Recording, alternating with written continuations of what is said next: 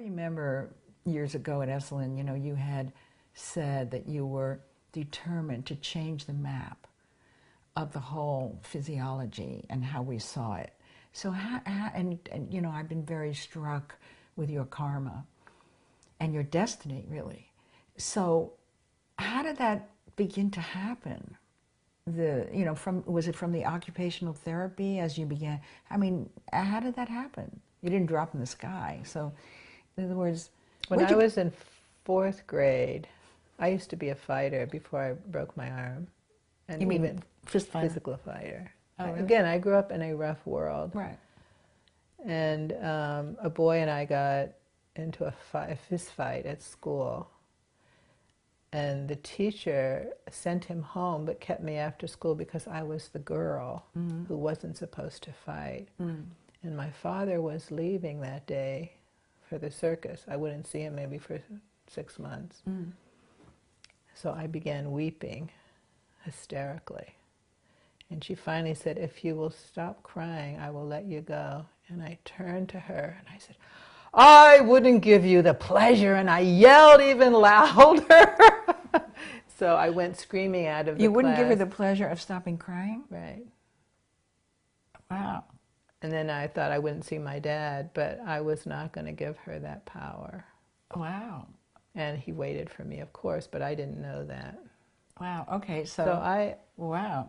And I remember even you younger, could have played Medea, I mean, if you being in a fight with 6 boys around me, and I took on every one of them until I fell and hurt my hand, and my grandmother was coming home, and they all ran away. I was very much a fighter. Great. Well, I mean, it's obvious, but on But many then when I different broke my arm and I couldn't use it for 2 years, you see, that was a change of karma. Right. I literally couldn't use it. I had to use my left hand for everything for 2 years. Okay, so that didn't go away. The feistiness. Well, my mother was. I mean, I grew up. I can't. Your mother was a fighter. I grew up. She was a fighter. She was defiant. She wouldn't let the polio thing, And she also had a scar where somebody else tried to kill her once. I mean, this was not a. This was just. People say it's not good to grow up with violence, and I agree it's not, and I've done my best. But we're not, like people say, oh, this is, how do I say this in such a way that it's not misinterpreted? I do my best with helping for poverty and violence loss, but it's not a black mark. It doesn't, whatever is our problem defined by society, we're not limited by it. Yes, let's take care of it so that people don't have to suffer.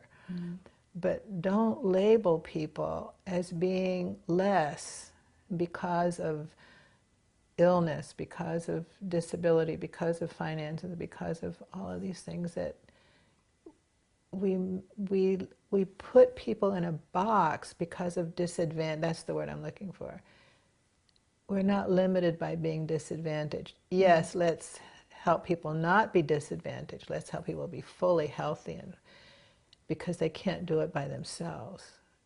You can't come out of that by yourself without somebody offering a hand. Right. And society doesn't have, the world doesn't have to be in this situation. Their life has enough challenges without adding to them. But take away the disadvantaged label that pushes somebody down.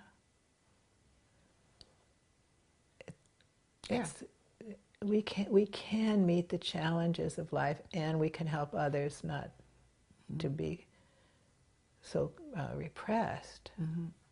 So anyway, I'm not sure how to say it in such a way, but it's the labeling of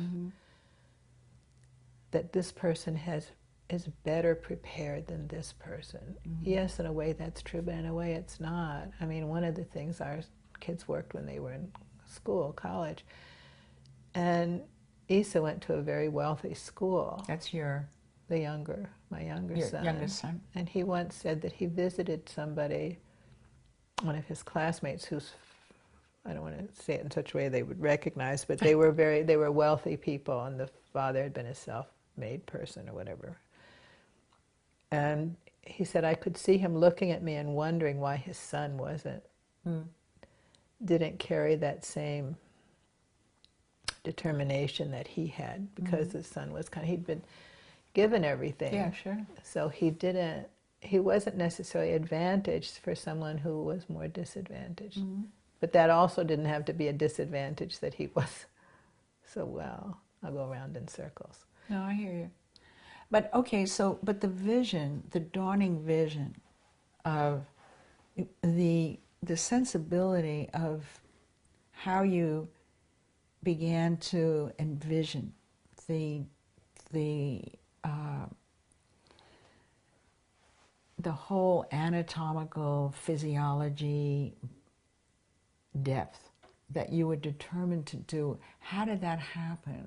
In other words, how did that idea start? Was it? I mean, here. Okay, so you're silently rebellious. You have this these imprints that are very tremendously varied, and certainly opportunities that most people don't have, and the incongruity of your upbringing, the religious variations, the parents breaking up, your mother being very determined, and just this kind of. Would you describe yourself as an outsider, kind of? I mean, you know, the way we think of things? I mean, it seems that way because you didn't have a conventional life. So you seem kind of like an outsider to me, which has a little bit of the description thing that you were talking about, people being disadvantaged, that you had a kind of... Yeah, people would have considered me, even I was disadvantaged by the school I went to. Oh, really? Well, it was considered on the other side, literally on the other side. It was on the other side of the tracks. But because it was a disadvantaged school, and it was a new school, here's another piece of the anatomy, is they got funding to do a special, what they called science research class. And the man who designed it was wonderful. He was one of the people who reached a hand down for me, or up for me. And he chose 12 students to do specialized science research projects. So someone did a Drosophilus fly heredity thing or something. That's the only one I remember. And I chose to do a dissection of a cat and to learn all the muscles and to compare them with human. So I couldn't make the first cut, but after that, so that was my year's project. And so I was already interested, and then when I went to the university, I had a year of human and comparative anatomy, with also wonderful teachers. I'm going to leave the anatomy part for a moment, because then I would like to go to the place that I worked, because they took me in as for my last internship. And I decided after being there a year that I had to get back into dance. That's another kind of side story. How old were you at that point? 22. And I signed up. It turned out that the dance major program was from 4 to 6 every day. And I worked till 5, but they let me go at 4, quarter to 4, because I could just walk to the place. And then I would go in on some Saturday. They were wonderful. I would go in on some Saturdays or whatever to make up time. But I never even had to tell them. It was just, they knew and I knew that I would make up time. So I joined the dance majors. And then a year later, at the end of that year, I decided I wanted to go to India, because I had gone to a lecture of a man who had been an associate of Tagore, Rabindranath Tagore, and he had come to the university, and he was speaking poetry in Bengali, and I was weeping. I didn't know a word he was saying, but I was weeping. So Tagore had started an institute called Shantiniketan, which is the place of peace. And they were teaching all kinds of things that the weaving and all the spinning, all the things that he would advocated for home industry. So I was going to go there. How were you going to afford to go there? Well, I had been working a year. So you had some money saved up that you could... I had a lot of money saved up. And would that be okay in terms of career management? Well, the other thing I had a job opportunity in Lebanon working with Palestinian refugee children as an OT. I was going to go around the world. And I see. So that was already determined. Yes. And one of the things that had happened, though, oh no, okay, so I did that, was that in the spring, 3 teachers separately in the dance department said, "There's something about you that reminds me of Eric Hawkins, whom I had never heard of." But coming from a very superstitious, my mother was highly superstitious. In the show business, there was all these things. I thought, well, I have to pay attention to this. So I called Eric Hawkins' studio, and it turned out he had just moved to 78 Fifth Avenue, which was a highlight of his career. Isn't that Greenwich Village? Yeah. Well, it's just south of 14th Street. Yeah. Yeah. And Fifth Avenue. And he was running a 3-week summer June program. And so I canceled my trip to India and to Lebanon, and I went to study with Eric. Mm. And he was the teacher I was going around the world to find. Wow. And then so I stayed this summer, and I came back to Ohio because meanwhile they had sent me to California for 3 months to study near LA in Downey, California, at the Rancho Los Amigos Hospital, which was one of the leading centers. And still is. And this is where they also had a lot of children who'd had polio who couldn't live alone with their parents. And Betty Yerxa was my supervisor, fantastic influence on my life. And one of the things that I learned there, among other things, was how in polio, the specificity with which muscles work and how they compensate when they don't work. And I also was greatly inspired by the children. So I wanted to go back to Ohio to be sure I had transmitted what I had learned in those 3 months the previous year. And meanwhile, there were 2 women there, young women around 20, who had brain injury. One had gotten the smallpox vaccination